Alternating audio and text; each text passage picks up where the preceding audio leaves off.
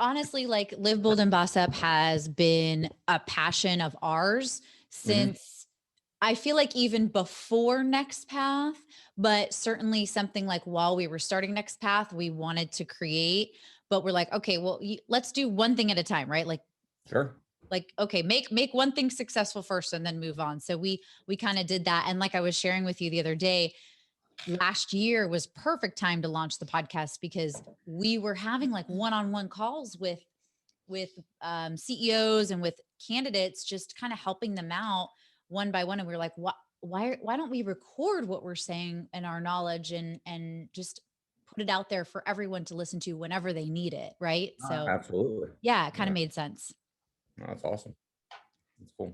So let's talk about you, Ari, because you have an awesome just background, right, and history. And I feel like everyone would be really excited to hear about it and find out like how you got to where you are today. So tell us really quick, like your journey and how you got to where you are. Yeah, no, of course. I'm happy to.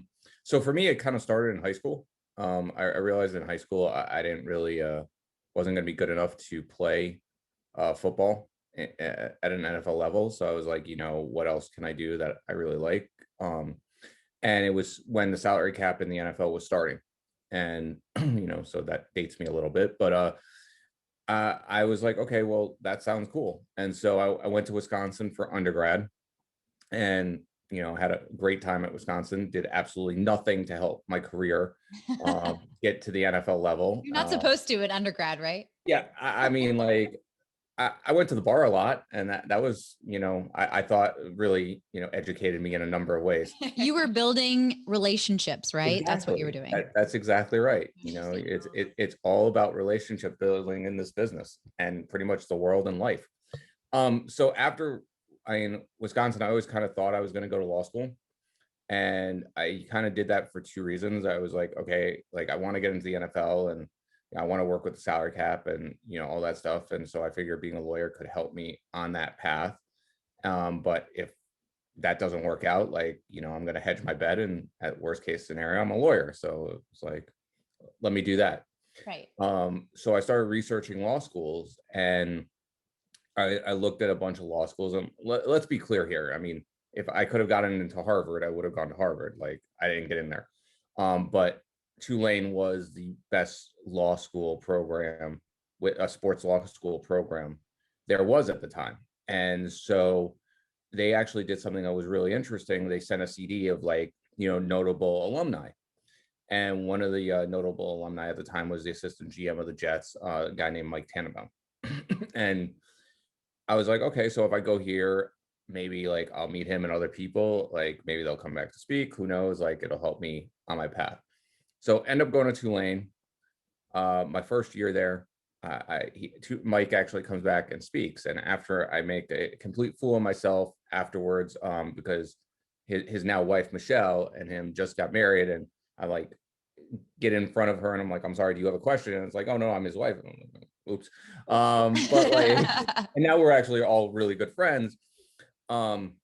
Spoke to Mike, and fast forward a year, I get a call after my second 2L year, and it's a person named Dawn Aponte, who's actually at the NFL league office now and was working at the Jets, and was like, hey, we want to bring you in for an internship. I was like, great. I was like, all right, so you're going to be here for 1 week. I was like, okay, I got a 1 week internship. Only 1 week. All right, take it. Sold. So I was like, listen, like you take whatever you can get. So I turned the 1 week internship into a 2 week internship, into a 4, into a 6 week internship. And like my passion just really, was evident, because I really truly love this stuff. And I would get there at, 7 a.m. in the morning, and I'd stay until midnight.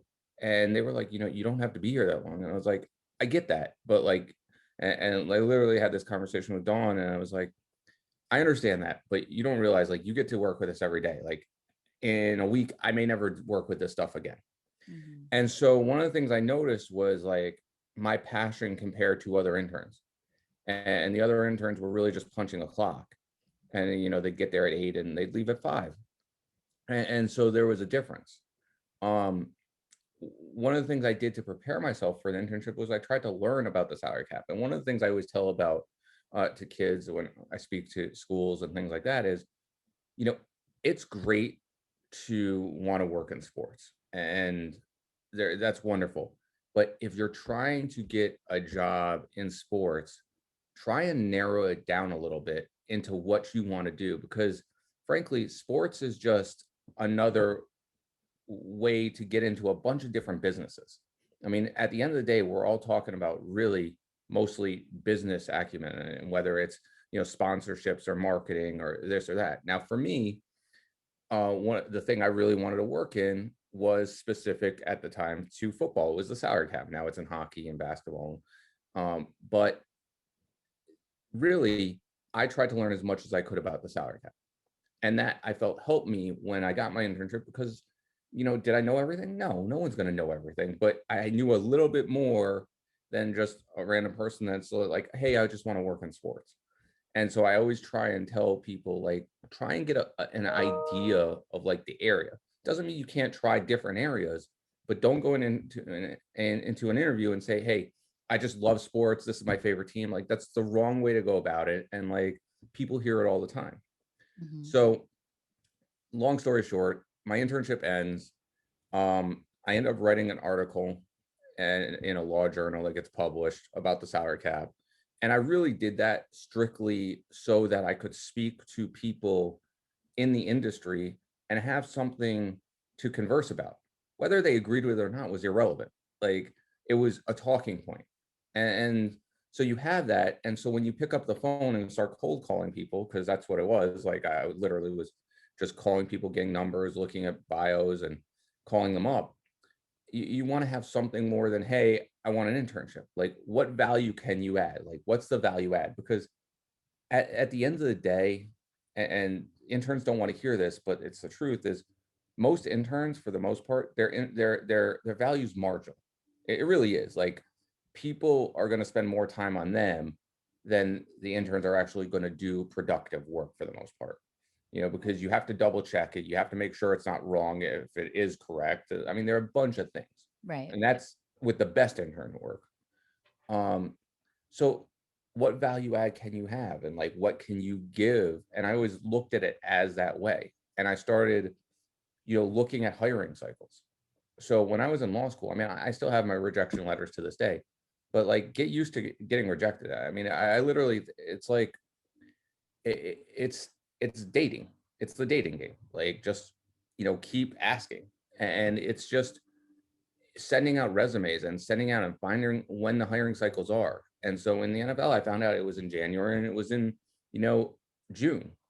Those were the two hiring cycles, the front office mostly in June, but like, and I would send out resumes, in January and June and all those things. And that's kind of like how I went through law school. And so my whole goal, uh, finishing up law school, was to get an internship at the NFL league office. And it was at the labor operations department, which, oversees the salary cap for the 32 teams.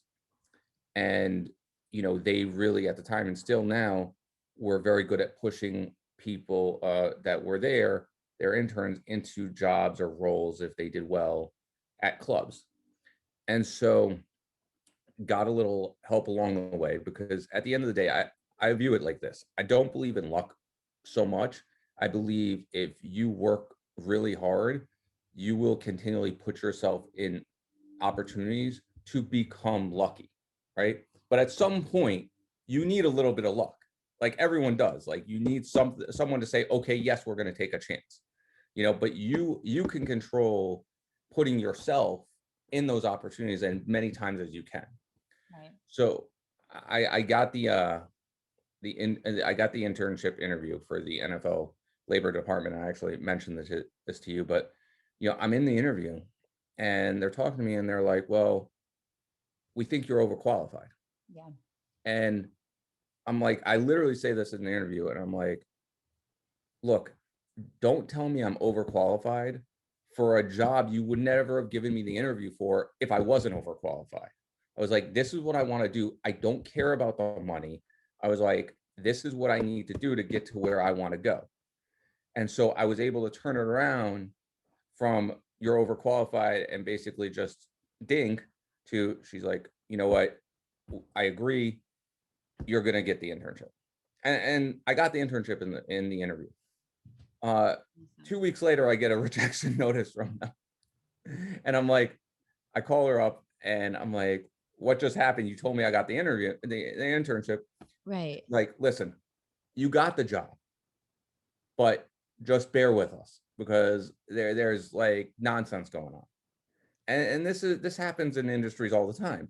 So literally, I got the job in February, then I get rejected, and then I don't get approved for the job again until like August 1st.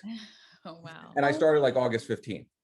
So, but like I was persistent. I just kept calling. I was like, because the person that hired me was the hiring person. It wasn't, again, that wasn't the HR person. That was the person that actually decided it, and the letter I got was from HR. And again, like I've got real issues with HR in general because a lot of times industries, they're more a defensive mechanism than they are people that are actually really qualified to hire people for skilled jobs. It's great for a secretary or, an assistant. It's not great for a job that has specific requirements that, frankly, the person that really needs to be picking them and interviewing them is the person that's going to be hiring them or the person that's really going to be overseeing them because they really truly understand their job responsibilities. Mm-hmm. The issue I have with HR in general in this is a lot of times those people that really should be making the hiring, the official hire, don't get a lot of the interesting candidates. They get the cookie cutter, check the box candidates that get through the computer generated, okay, they fit the criteria. Yeah, I started laughing when you brought up HR, Ari, because I remember our conversation very well. And so, I mean, like, listen, I think there's a function for it, but at the end of the day, that's why I really believe in a lot of industries, you have a lack of real qualified leaders because they're trying to fit everyone through this hiring. And like, you have to look for the qualifications that really are different. Mm-hmm. And there's no one way to do something. There are a lot of different ways things can get done. Right. And it may not be the way I want it done, but it doesn't mean it's not going to get done well. It might even mean it'll get done better because you think of things differently. Yeah. So anyway, that's on a different tangent, but regardless, we could talk about that all day. Yeah. So I get that internship. I'm there for the 2004 NFL season. I work with the salary cap for all 32 teams. In February after Super Bowl, they were like, great, your internship's done. See you later. I'm like, perfect. So at that point, like it was inflection point in my life. And I was like, okay, I just graduated from law school. I've got $130,000 in debt. Like, I don't have a job. I was like, I can go get a law firm job right now. Because I really didn't apply to law firms in school. Like, I didn't do it because, taking you back to your first year in law school, 1L year, there are a bunch of people that, I want to work in sports. And then by year 3L year, the 60 people that started there are down to about 10 people. And then of those 10 people, it's 2 people that actually get it. Wow. Right. And actually for my class, which was fortunate, there were 2 of us. The general counsel for the Philadelphia Eagles, actually, was my classmate, Aileen Daly. She went the law school route. She went to Proskauer. And she went and worked law firm route. And then she jumped over.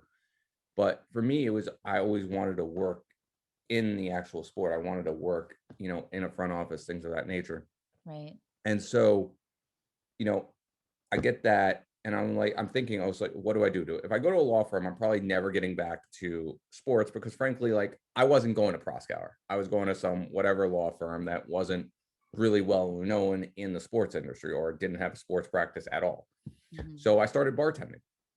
And, you have a law degree by now. Oh, yeah. You did your internship and then you go bartending? Bartending, baby.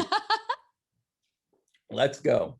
So I'm at an Irish bar, bartending, and I get some calls. And I get a call from a guy named Jimmy Sexton, and then another guy, and they didn't work at together at the time, Tom Condon. And now they're both with CAA, but at the time they were not. And I interviewed with both of them, and I was like, you know what? I'm gonna go work with Jimmy. And I moved to Memphis. And so I lived in Memphis for almost a year. And that's interesting. I've lived all over the world, like the country. Like I have family in Israel. Like I've been everywhere, but like Memphis is different. Uh, but it was a great experience, and I learned a lot. And that was really my first job per se in sports, and working with a sports agency, doing some contract research, doing some recruiting, doing whatever I had to. I mean, I learned how to build the website because they didn't really have someone on staff to, help make changes to the website after they paid to get it up and running.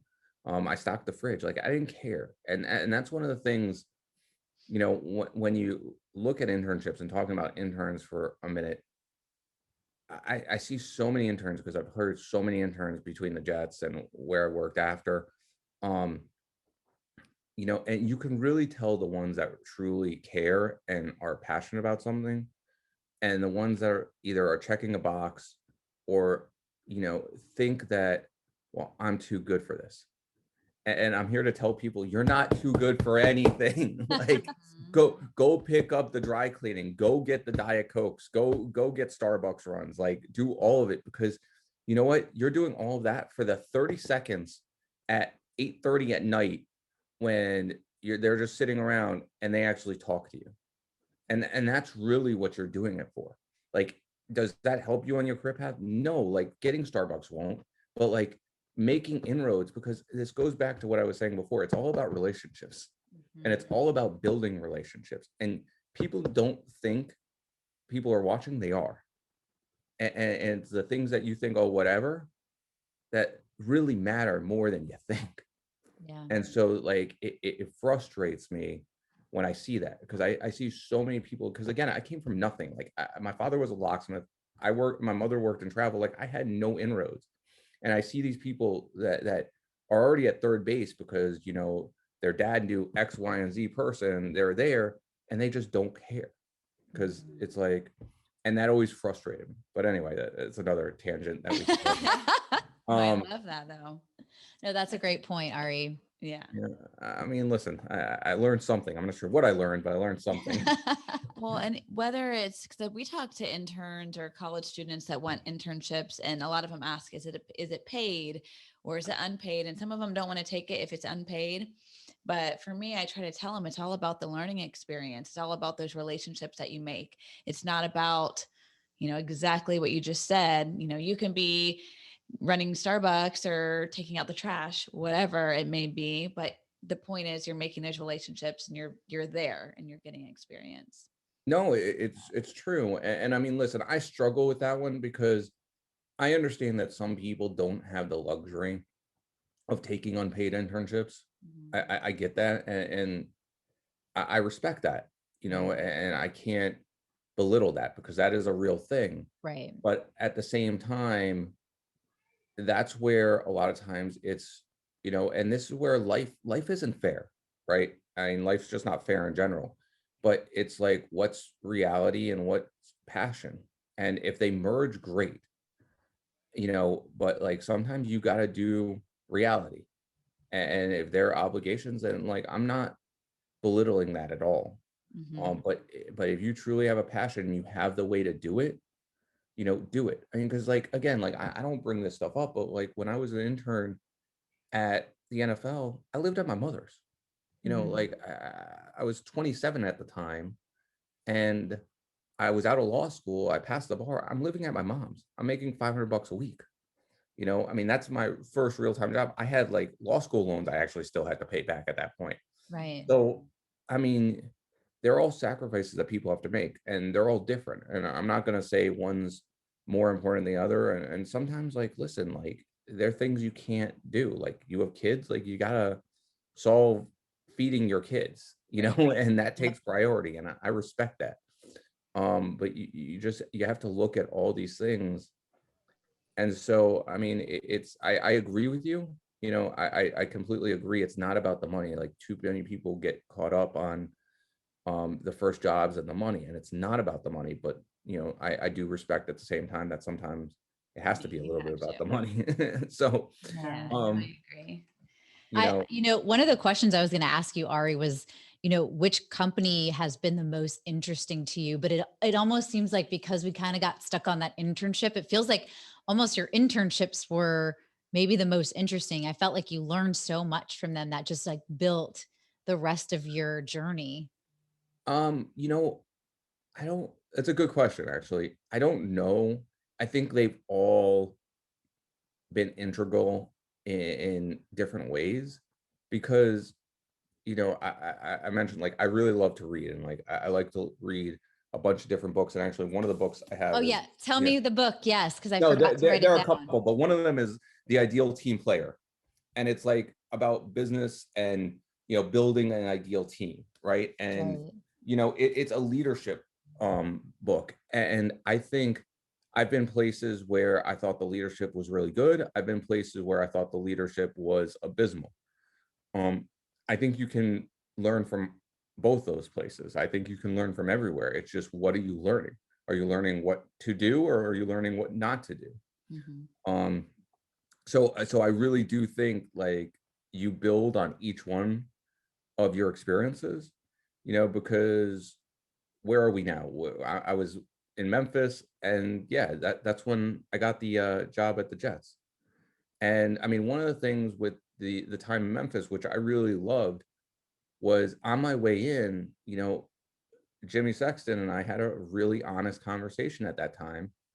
And I was just like, I want to work for an NFL team. Like, it's not that I don't want to do this, but if I have the opportunity to work for an NFL team, and this was back in 2005 and 6, and, life changes and you go different ways, I want to do that. And to Jimmy's credit, he was like, listen, come work here. And if you get that opportunity, I'm going to help you. And he did. I mean, that opportunity came when Mike um, became the GM. And, I got called in February, and I'd been in, Memphis for about 10 months. And listen, like, I got to give Jimmy credit. Like, he didn't have any issues with it, and he really helped me along the way to get there. And because he knew it was a passion, and that I wanted to, be there. And so, I got the job in the football administration department doing the salary cap with the Jets, and I was there from 2006 through 13. And I mean, that's a different, journey, and you guys are well versed in that, and you're really tied to the Bucks, and congratulations on this year. But I mean, you're in a zero-sum game in football. Right. And I mean, there are 32 teams and only one team wins. And that means there are 31 losers every year, and it's just different levels of losing. And I mean, that's the truth. And so, like, you know, it's great, but it's its own little world. And frankly, one of the things I realized working for a team, and there are a lot of great things working for a team, and I'm not gonna say there aren't, but it's almost like you're not in reality, and you're spending time there that frankly doesn't need to be there, and for no reason. And so, you know, I always used to say, it's like, listen, we're not curing cancer here. It's like, you have to realize what you're doing. And I've always felt like I've been pretty good at centering myself in, like, whatever it is, and like realizing, like, I, I'm not a doctor. I'm not doing something that's going to change, like, really change the world here. I'm hoping to bring value and add value and have some fun, but like, at the end of the day, like, there are a lot of people doing a lot more important stuff. What And so made you realize that? Was it having your daughter? no, I actually realized that beforehand. It was more, I think the time, the hours, just the investment in time for no reason. And how serious people would take things that just, at the end of the day, you can't control. Right. You can control it to a certain degree, but at the end of the day, there's so many other factors. And so, at those end results, and this goes for, Jason, the GM of the Buccaneers, or Mike Greenberg, you know when they're at the Super Bowl, I just like I was, or anyone that's with the team, when they're at the Super Bowl, they're basically a glorified fan at that point, because their work's done. Like they can't, no matter what they do at that moment, is not going to change the outcome. Right. Now, 6 months before that, sure, but like it's not gonna, at that moment, it's not gonna do it. So there's so many pieces of so many cogs in the wheel and so many pieces, but you just have to realize, like, and you got to take a step back and just be like, listen, like, this is great, but like, we understand, and center yourself. And so, I mean, like, that just came over time, working for a team, and, realizing that. And then, in 2013, I leave there. I taught at NYU for a little bit. And that's different. Teaching is interesting. It can be really rewarding, and it's just, I God bless people that do it. It's really, I mean, I'll do it here and there. It's really not for me. Um, but I enjoyed teaching grad students. Right. Undergrads, not so much. But and then I went and became an agent. And so I've been an agent for the last, 6+ years. Did And you get so, into being an agent because of your previous experience? Is that how you got into that?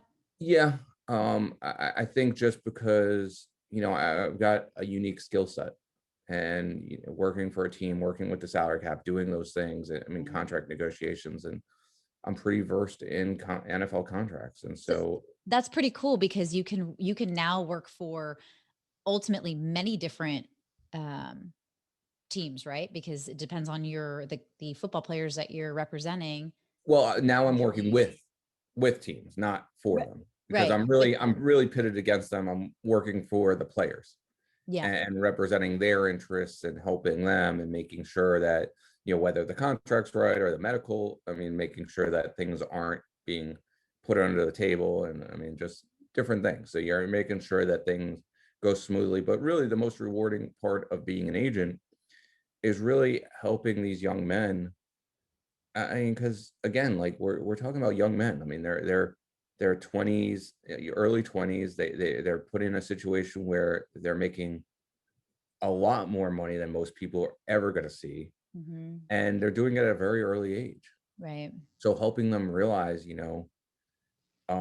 we can do, you really can do a lot of things with this, but at the same time, like, you really don't have to do very much for your family to be really good for a long time. And it's not about, it's about learning and really educating yourself into what you want to get into, and not just jumping into everything, or saying, oh, I'm going to buy a plane, or I'm going to be a billionaire. Like, okay, let's take these steps, and let's educate and learn, and make sure that your family and your kids, when you have kids, are really going to be in a great space. Because what you don't want to see, and what frustrates, is when, people do go broke.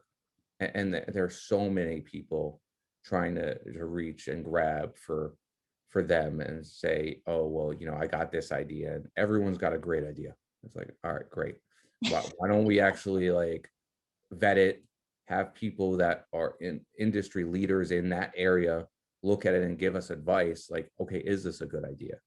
And just, that's my things about education. Like, I'm really, like, I always look at it as being an agent. Like, I believe, like, you're kind of like the elderly man with the cane, and you're like, let's go this way, let's look at this, and, like, you just kind of, like, point and, like, try and give tips, but not really be like, oh, you got to do this or do that, because ultimately people are people, and they want to make their own decisions. But it's about learning and educating. Right. Arming them with some tools Yeah. to help them on their way. You Yeah. know, being there to be a resource, and someone to bounce ideas off of. So would you consider this your dream job? Oh God. Um, yes and no. I think working in sports is an amazing journey, and I think it's really fun. And there's so many great things that I've gotten from it. But I mean, dreams change over time, right? And they progress. And so it's interesting, and I love it. But at the same time, like, Is it the only thing I have an interest in my life to do? No, like I've gotten to the point in my life where I like looking at different things. And because what you realize is, when you're younger, it's like, oh wow, that's cool. And I want to be in the limelight and this and that. And over time, it's like, okay, you're in the limelight. Like it's great. Like, but it is what it is. It's fake. And like, what's real? And what's really gonna, help you sustain something you enjoy and doing. And so, I mean, everyone's different. And so like you morph over time. So like it's a loaded question. I think that if you love what you do, you're never going to work a day in your life. And so I do believe that. And so I've been very fortunate to really enjoy what I've done. But I think I don't know if it's the only dream, if that answers the question. Because like as you age, like there are different things that take one importance, and there are different things that like you're like, all right, let's see, like how can we progress to that next level. Mm-hmm. Yeah, that's So, a great perspective. I like that. Yeah. I mean, it seemed like you knew the secret to success like early on, being an intern, right? And like working just all kinds of hours and just knowing to show your passion. But do you feel like there's maybe another secret to success, or maybe I should really ask like the mistakes that you maybe made and what did you learn from it? Maybe that's a better perspective. oh, I mean, listen, like mistakes are life's great teachers, right? I mean, everyone makes mistakes, and if you don't think you made mistakes, then I don't know what to tell you, but you're fucking wrong. Like, I mean, um I've made mistakes, like I've learned from them. I don't know if there's one like great mistake. It's just like I think listening more, talking less is something that really especially younger people and myself at when I was younger, it is something that you really have to work on. And I mean, I think you continually have to work on it. Um, I mean, I do even now. And I mean, I've taught negotiations, and I still, because you get sometimes you get so excited to like be like give your opinion or something. Like you just got to listen, because it's not so much they just might people may have a different perspective or may want it a different way. Right. Uh, One thing that I do think is interesting, and the difference between school and the real world, is nobody in the real world wants a dissertation. Like if you can't figure it out on one page, like what are you doing? Like Right. I don't need 10 pages. I don't need 5 pages. And and like I actually I'll ask you this question, because you guys are probably more specialists on it than I am. But I do hire people, and I'll tell you right now, my resume is still on one page. Yeah.